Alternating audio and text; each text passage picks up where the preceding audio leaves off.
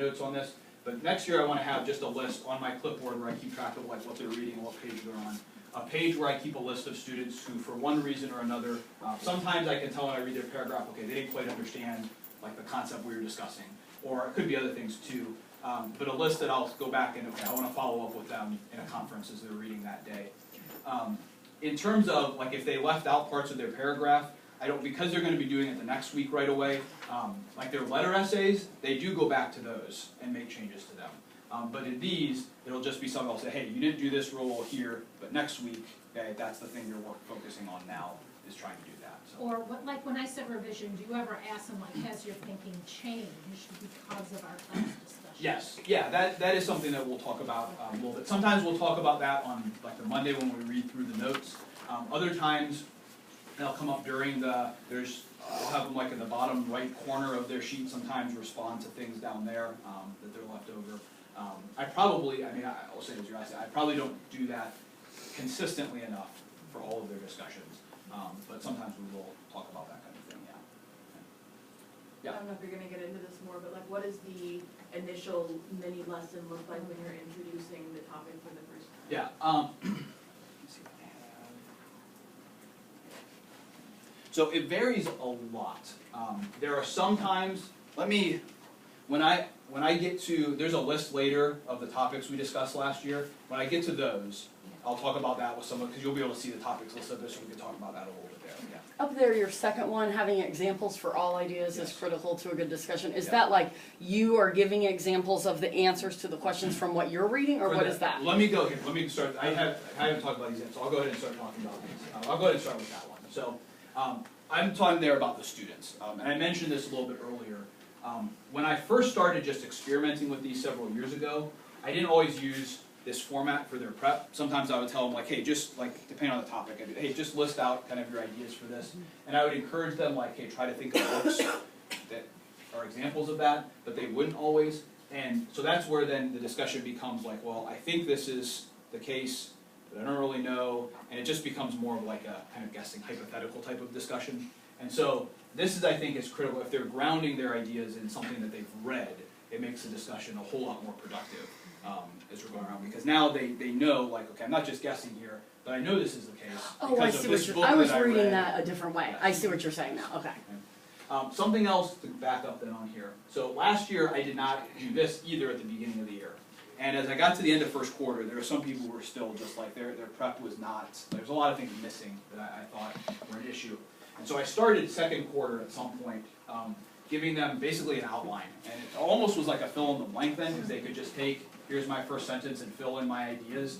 But it helped some of them initially, just now they didn't have to worry about the writing the paragraph as much. They could focus on their ideas. And then as the year went on, we slowly removed that. So by the end, then they weren't getting any sort of structure. I mean, they still knew the different parts of the paragraph. But that's something from the beginning next year. I'm going to start giving them that so they can kind of get used to that, but also not have to worry about it a whole lot at the beginning, and then kind of gradually remove that scaffolding. Something else, so I told you that I try to minimize how much homework they have because I want them to be able to read every single night. And so early in the year, I started the year where they wrote 2 paragraphs about 2 different books for every topic. And then I cut that down to 1 because I was having trouble giving them enough time in class, and having to work on so much of it at home. But the problem with that is like 10 people in class would all write about the exact same idea because it was the first thing that popped into their mind. And so whether it's multiple paragraphs with different ideas or writing several different ideas and reasons and stuff for the book they're writing about, I noticed a lot as I was reading the students who did write, maybe it was all about the same book, but they had like 3 different ideas related to that topic. When they got down to the second and especially the third one, there was a lot of really interesting things that they came up with. That if they had stopped with the first idea they had, they never would have gotten to that point. So that's something that I think is really critical as well. Okay? I mentioned this one already. I also began to do this as well for the times when students write about some similar ideas and maybe the discussion kind of starts to lull a little bit, and a lot of people haven't shared yet or whatever. And I think there's a lot we haven't talked about. Is I tried to start coming up with kind of additional questions, and you'll see some of those a little bit later. But things that I can ask when the discussion starts to slow down, things that I can ask of the class to say, hey, what do you think about this that relates to our topic, okay? To kind of get the discussion going again. And then I also, this is something I don't always remember to do, but when I ask a question or a student does, as much as possible, I try to pause the discussion for a little bit, so they don't have to write sentences, but just so they can jot down their ideas, and especially their examples then, because again, kind of going back to this, so that they're not just, well, I think this is the answer to your question that you asked, but they can actually think through examples and stuff, and so just taking time sometimes during the discussion, just to pause it for a little bit, so they can stop, think about something somebody said, or a question somebody asked, or something I asked, I think is important as well.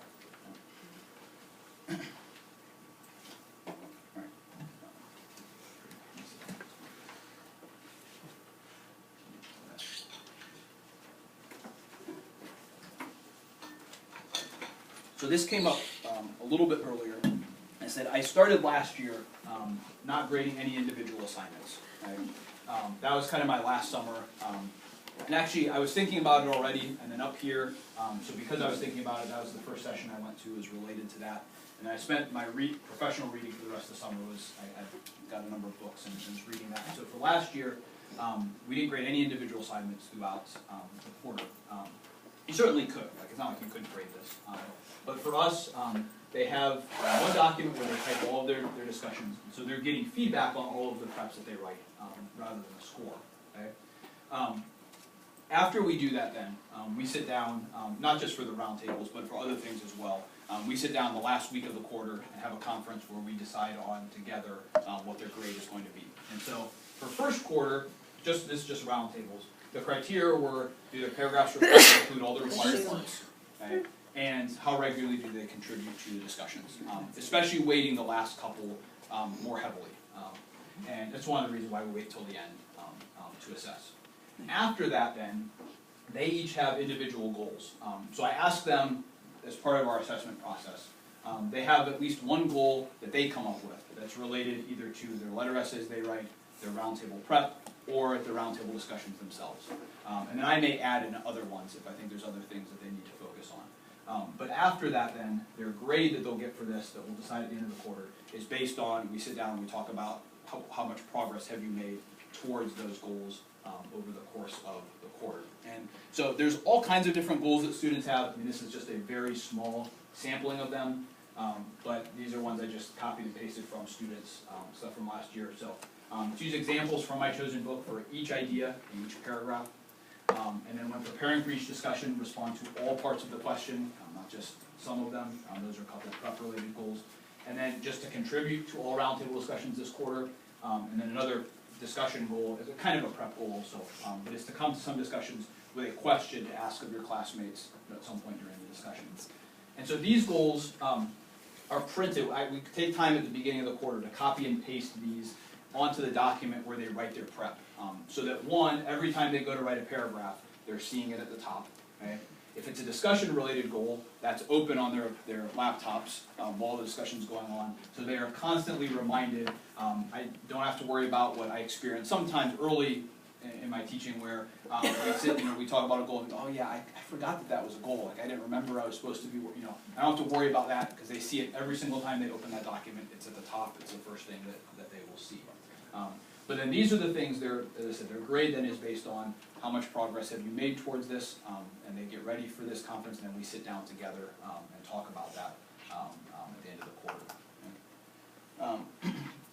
All right, so there's kind of four, these are not all the top categories, but mine last year kind of broke down into these four categories. And it sort of went, not exactly, but almost by quarter two. Like first quarter, a lot of them were ones that were kind of like just introducing various things about the workshop. Next, we had a series about characters and character development.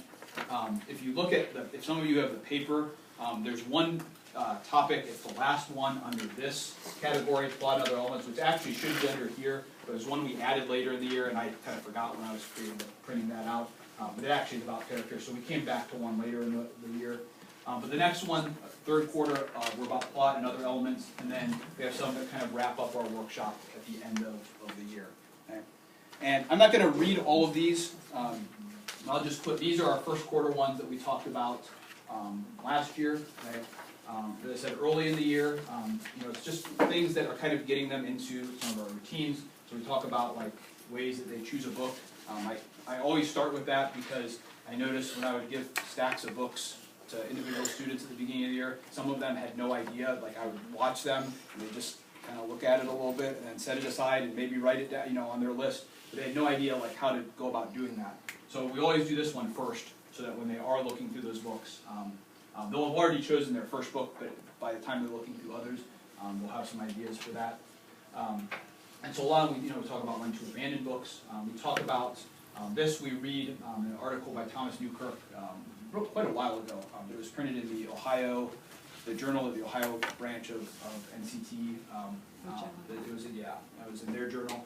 So we read through that, and it talks about, he uses the term the reading state, but I borrowed the Nancy Otwell's term, which is the reading zone. And we talk about what that's like. Some students who have never experienced that before, they talk about books that they know from reading the article did not take them to that place that he describes there.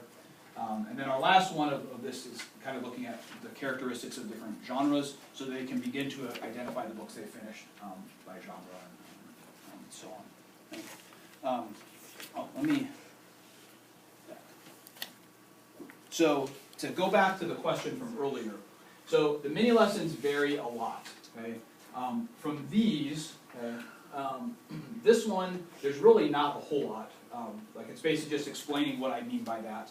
And we're focused more, I mean this is the first time they've done this, so we're focused more just on how they prepare for the discussion.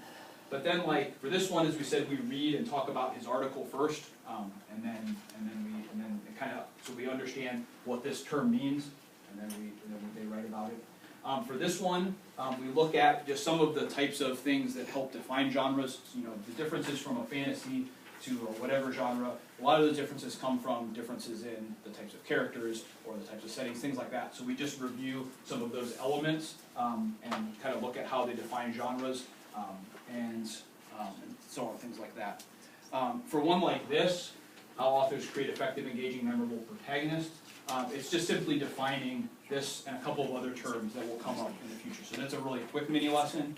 It's just going over, here's what this term means. Because it's not something, the concept, they're going to figure out what that means as they talk about it, but there's not a whole lot to teach in advance or something like that. Now one like this, on the other hand, this is a little bit longer of a mini lesson. So we have to review what are the different types of point of view. We look at examples of them, and so this takes a little bit longer to kind of review what those are. So it varies a lot by topic. It's whatever I think they will need to know in order to be able to answer that question. And sometimes it's very little. Other times, like here, again, it's just kind of defining those two terms for them, and then they're able to write about it after that.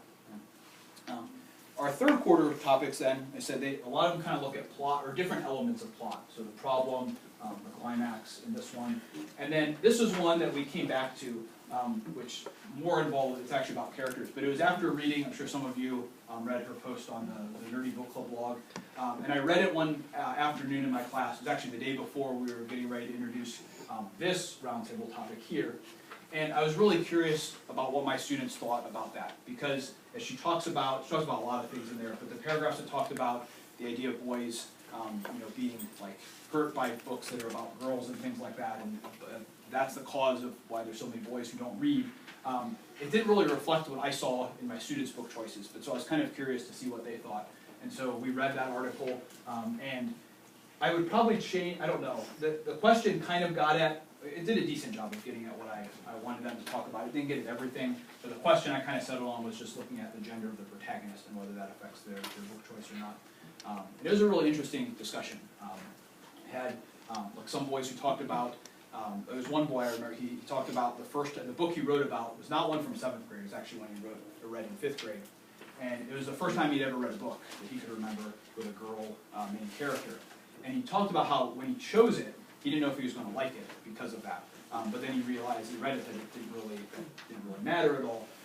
And there's a number of other, we had one boy who claimed that there's most boys are not going to read a book or like a book at least, that has like a love story in it. And then one of his classmates reminded him that he had read Flipped by Wyndham Wondrett and really loved it. It was one of his favorite books of the year. And so after this he was like, oh, yeah, and he kind of changed it. He realized, over the middle of that discussion that he was wrong about that. So, and then this one this was kind of the closing of all of the character and the plot discussions that we had last one.